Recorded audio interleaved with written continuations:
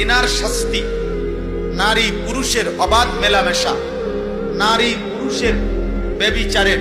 অথবা নারী পুরুষের হারাম সম্পর্ক,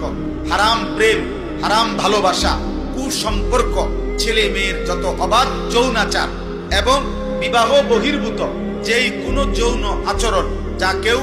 ছড়িয়ে দেয়, প্রচার প্রসার করে, একজন আরেকজনের কাছে বলে, আল্লাহর কসম কোরআনে আল্লাহ ওয়াদা দিছে পরে আমি দুনিয়াতেও আযাব দেব, আখিরাতেও আযাব দেব। কসম আল্লাহ, এটা সূরা নূরের মধ্যে আছে।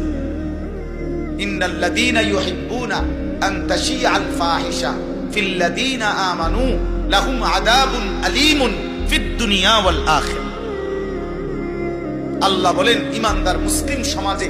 যারা অশ্লীলতা ছড়িয়ে দেয়, বেহায়াপনা ছড়িয়ে দেয়, অসভ্যতা ছড়িয়ে দেয়, নারী পুরুষের অবাধ চলাফেরা, জিনার ব্যভিচারের পরিবেশ ব্যবস্থাপনা করে